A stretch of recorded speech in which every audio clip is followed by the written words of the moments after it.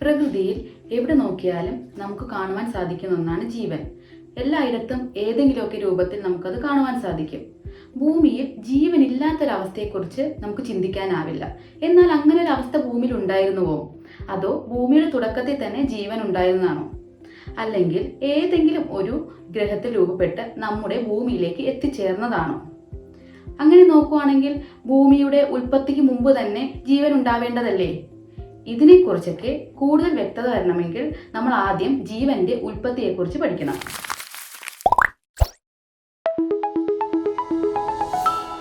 എന്താണ് ജീവൻ? ജീവനുള്ളവയും ജീവനില്ലാത്തവയും തമ്മിൽ വേർതിരിക്കുന്നതിന്റെ അതിരുകൾ എവിടെയാണ്? ഇതിന് ധാരാളം നിർവചനങ്ങളുണ്ട്. ഏകദേശം 120-ൽ പല നിർവചനങ്ങൾ ഇപ്പോൾ തന്നെയുണ്ട്. എന്നാൽ ജൈവശാസ്ത്രജ്ഞർ പലരും പല തട്ടിലാണ് ഈ ഒരു കാര്യത്തിൽ. ചിലർ എൻട്രോപ്പിയുടെ സഹായത്താൽ നിർവചിക്കാൻ ശ്രമിക്കുമ്പോൾ ചിലർ മെറ്റാബോളിസത്തെ ആശ്രയിക്കുന്നു. എന്തു തന്നെയായാലും വൈറസ് മുതൽ ബ്ലൂ വെയിൽ വരെയുള്ള ജീവികളുടെ എല്ലാം ആൻസിസ്റ്റർ ഒന്ന് തന്നെയാണ് ഷെയർ ചെയ്യപ്പെടുന്നത് എന്നാണ് നമ്മൾ വിശ്വസിക്കുന്നത്. ചാൾസ് ഡാർവിനാണ് ആദ്യമായി എല്ലാ ജീവിവർഗങ്ങളും ഒറ്റ പ്രൈമോഡിയൽ ഫോമിൽ നിന്നാണ് വികസിച്ചത് എന്ന ആശയം മുന്നോട്ട് വെച്ചത്. ഇന്നും ജീൻ സ്റ്റഡിയിലൂടെയും മറ്റും പ്രോസസ്സ് ചെയ്യാവുന്ന വിവരങ്ങൾക്ക് നമുക്ക് ഒരു പരിധിയുണ്ട്. ഇന്ന് ഭൂമിയിലുള്ള എല്ലാ ജീവിവർഗങ്ങളും കോമൺ ആയി ഷെയർ ചെയ്യപ്പെടുന്ന ചില ജീനുകളുണ്ട്. ഇവയിൽ നടത്തുന്ന പഠനങ്ങൾ നമ്മളെ കൊണ്ടെത്തിക്കുന്നത് ലൂക്കയിലാണ്.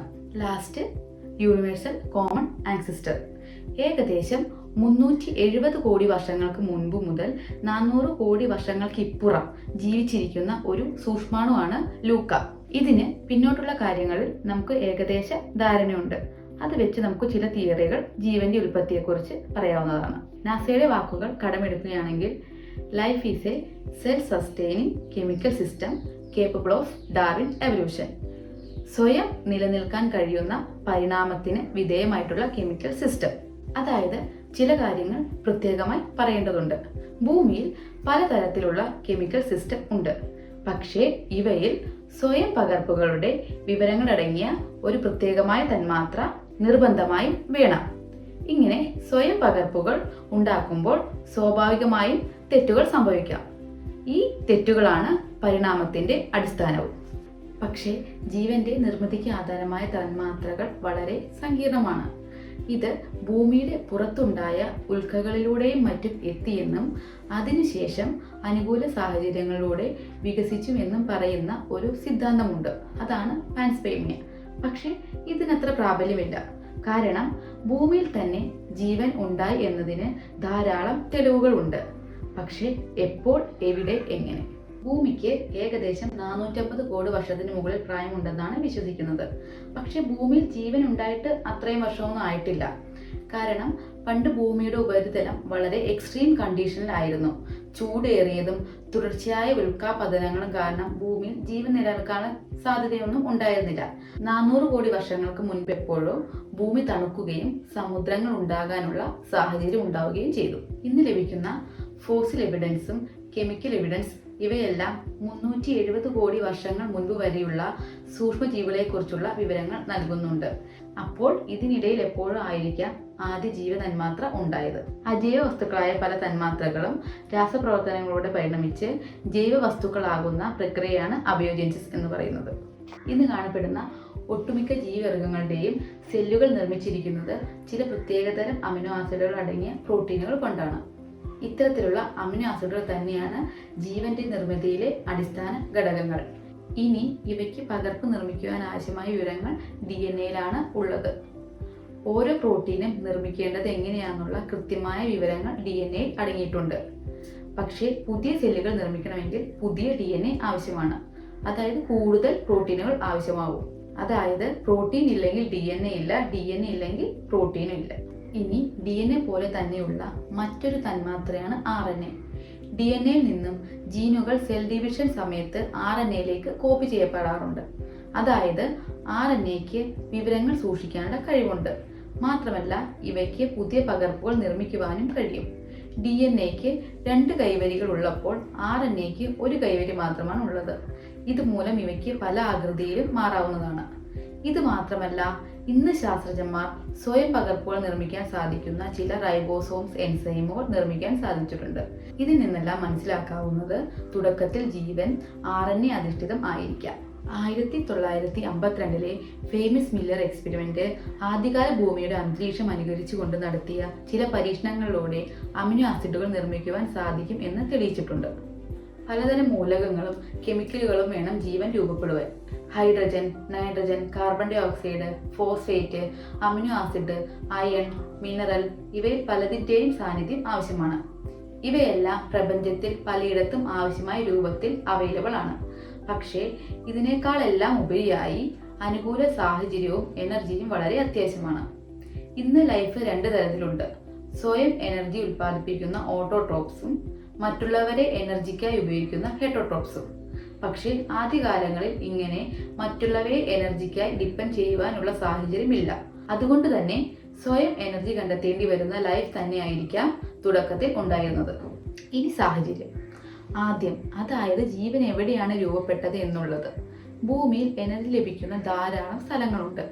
സൗരോർജ്ജം മുതൽ പലതരത്തിലുള്ള റേഡിയേഷനും കെമിക്കൽ എനർജി എല്ലാം ഇതിൽപ്പെടും. പക്ഷേ ചില പഠനങ്ങൾ പറയുന്നത് ആദ്യകാലങ്ങളിൽ ഭൂമിയിൽ UV റേഡിയേഷൻ വളരെ കൂടുതലായിരുന്നു. ഇത് ജീവന്റെ ആധാരമായ പ്രോട്ടീനുകളെ നശിപ്പിക്കുന്നതിന് കാരണമാകുന്നു. ഈ ഒരു സാഹചര്യത്തിൽ ഭൗമോപരിതലത്തിൽ വൻകരയിൽ ജീവൻ ഉണ്ടായിരുന്നു എന്നത് പ്രായോഗികമല്ല. പക്ഷേ 100 കണക്കിന് കിലോമീറ്ററുകൾക്കടിയിൽ കടലിനടിയിൽ സൂര്യപ്രകാശം പോലും ലഭിക്കാത്ത പ്രദേശങ്ങൾ ഇത്തരത്തിലുള്ള UV റേഡിയേഷനുകളിൽ നിന്നും പ്രൊട്ടക്റ്റഡ് ആണ്. ഇവിടെ ജീവന്റെ നിർമ്മിതിക്ക് ആവശ്യമുള്ള ജലവുമുണ്ട്. സമുദ്ര അടിത്തട്ടിലുള്ള ഹൈഡ്രോ തെർമൽ വെന്റുകൾ ജീവൻ ആദ്യമായി ഉണ്ടായതിനുള്ള ഒരു മേഖലയായി മുന്നോട്ട് വയ്ക്കുന്നുണ്ട്. അതിനുള്ള കാരണം ഇത്തരത്തിലുള്ള ഹൈഡ്രോ തെർമൽ വെന്റുകളുടെ സ്ട്രക്ചർ തന്നെയാണ്. സമുദ്രത്തിന്റെ അടിത്തട്ടിൽ കാണപ്പെടുന്ന ചില വിള്ളലുകളിലൂടെ ജലം ഉള്ളിലേക്ക് കടന്ന് മാഗ്മയിൽ തട്ടും. പക്ഷേ ഉയർന്ന ചൂട് കാരണം ജലം വളരെ ശക്തിയായി പുറത്തേക്ക് വരും. ഉയർന്ന ടെമ്പറേച്ചറിലായിരിക്കും ജലം പുറത്തേക്ക് വരുന്നത്. ഇങ്ങനെ പുറത്തേക്ക് വരുമ്പോൾ ധാരാളം മിനറൽസും അടങ്ങിയിട്ടുണ്ടാകും. കൂടാതെ ലൈഫ് നിലനിൽക്കുന്നതിന് ആവശ്യമായ എനർജിയും ഇവ പ്രൊവൈഡ് ചെയ്യുന്നുണ്ട്. എന്നാൽ ഈ അടുത്ത കാലത്ത് നടന്ന ചില പരീക്ഷണങ്ങൾ നിലവിലുള്ള ധാരണകളെല്ലാം മാറ്റിമറിച്ചു. സമുദ്രജലത്തിൽ നിന്നും വ്യത്യസ്തമായി റേഡിയേഷൻ ഉപയോഗിച്ച് നടത്തിയ പരീക്ഷണങ്ങൾ ഒരു പടി കൂടി മുന്നിലെത്തി. ജീവന്റെ നിർമ്മിതിക്കായി നിർബന്ധമായും റേഡിയേഷൻ ആവശ്യമായിരിക്കാം എന്നാണ് ഇപ്പോൾ വിചാരിക്കുന്നത്. മാത്രമല്ല, വീണ്ടും വലിയൊരു പ്രശ്നമുണ്ട്. ഉയർന്ന കോൺസെൻട്രേഷനിലുള്ള ജലത്തിന്റെ സാന്നിധ്യം പ്രോട്ടീൻ നശിച്ചു പോകുന്നതിന് കാരണമാകും. പക്ഷേ ജീവന് ജലം അത്യാവശ്യമാണ്. ഇതിനെ വാട്ടർ പാരഡോക്സ് എന്നാണ് പറയുന്നത്. ഈ സാഹചര്യത്തിൽ സമുദ്രത്തിലെ അടിത്തട്ടിൽ ജീവൻ ഉണ്ടാകുക വളരെ ബുദ്ധിമുട്ടാണ്. കാരണം ഇവിടെ ഉയർന്ന കോൺസെൻട്രേഷനിൽ ജലം ലഭ്യമാണ്. ഇന്ന് കോശങ്ങൾ ശ്രദ്ധിച്ചാൽ അറിയുവാൻ സാധിക്കും, ജലത്തിന് റെസ്ട്രിക്റ്റഡ് മൂവ്മെന്റ് ആണ് അനുവദിച്ചിട്ടുള്ളത്. ചെറിയ ജലാശയങ്ങളാണ് അപ്പോൾ ഒരു നല്ല സ്ഥലം. കാരണം ജലം നിറയുകയും പിന്നീട് വരൾച്ചയിൽ ഉണങ്ങി വറ്റുകയും ചെയ്യുന്ന പ്രദേശങ്ങൾ പ്രോട്ടീനുകൾ രൂപപ്പെടുന്നതിന് സഹായകമായ പ്രദേശങ്ങളാണ്. ഇവിടെ കുറഞ്ഞ കോൺസെൻട്രേഷനിൽ ജലം പ്രോട്ടീനുമായി മിക്സ് ആവുന്നതാണ്. ചില പ്രോട്ടീനുകൾ ജലം വറ്റുമ്പോൾ ചെയിൻ പോലെ ഉണങ്ങി ഇരുണ്ടുകൂടുന്നതായി കാണാറുണ്ട്. ഇങ്ങനെയുള്ള വെറ്റ് ഡ്രൈ സൈക്കിളിലൂടെ ആയിരിക്കാം ജലത്തെ കൂടുതൽ പ്രതിരോധിക്കുന്ന പ്രോട്ടീനുകൾ രൂപപ്പെട്ടത്. അതുകൊണ്ട് തന്നെ ഇവയുടെ നിർമ്മിതിക്ക് വെറ്റ് ഡ്രൈ സൈക്കിളുകൾ നിർബന്ധമാണ്. പ്രതികൂല സാഹചര്യങ്ങളിൽ വരുന്ന മാറ്റങ്ങളോടെയുള്ള അതിജീവനം, സർവൈവൽ ഓഫ് ഫിറ്റസ്റ്റ്, അതിന് തുടക്കം ഇവിടെ നിന്ന് തന്നെ ആയിരിക്കാം. ജോൺ സദർലൻഡും അദ്ദേഹത്തിന്റെ ടീമും ചേർന്ന് നടത്തിയ ചില പരീക്ഷണങ്ങളിൽ അവർക്ക് ന്യൂക്ലിയോടൈഡ്സും ചില പ്രോട്ടീൻസും ഫാറ്റ്സും ഒക്കെ നിർമ്മിക്കാൻ സാധിച്ചിട്ടുണ്ട്. ചില ലിപ്പിഡ് കുമിളകളിൽ ലൈഫ് കൂടുതൽ സങ്കീർണമായി തീരുകയും വരണ്ട കാലഘട്ടങ്ങളെ അതിജീവിക്കുകയും ചെയ്തിട്ടുണ്ടാവാം. ഇതായിരിക്കും കോശങ്ങളുടെ ആദ്യകാല രൂപം എന്ന് കരുതപ്പെടുന്നു. ചെറിയ കുളങ്ങളും അഗ്നിപർവ്വതങ്ങൾക്കടുത്തുള്ള ചെറിയ അരുവികളും ഉൽക്കകൾ ഉണ്ടാക്കിയ വലിയ കുഴികളുമെല്ലാം ജീവന്റെ ഉൽപ്പത്തിക്ക് പറ്റിയ സ്ഥലങ്ങളായി പറയാറുണ്ട്. എന്തായാലും എവിടെ എങ്ങനെ ജീവൻ ഉണ്ടായി എന്ന ചോദ്യത്തിന് കൂടുതൽ തെളിവുകൾ ലഭിച്ചുകൊണ്ടിരിക്കുകയാണ്. ഇതിന് നാം എവിടെ നിന്ന് വന്നു എന്ന് മാത്രമല്ല, ഭൂമിയിലല്ലാതെ എവിടെയെല്ലാം ജീവൻ ഉണ്ടാകും എന്ന ചോദ്യത്തിന് കൂടി ഉത്തരം നൽകുവാനാകും. പുതിയ പുതിയ അറിവുകൾ നിലവിലുള്ള പല ധാരണകളെ മാറ്റിമറിച്ചു എന്നും വരാം. അങ്ങനെയുള്ള അറിവുകൾ നൽകുന്ന വീഡിയോകൾക്കായി വീണ്ടും കാണാം. നിങ്ങൾക്ക് ഈ വീഡിയോ ഇഷ്ടമായെങ്കിൽ please like, share and subscribe. Thank you for watching. Bye bye.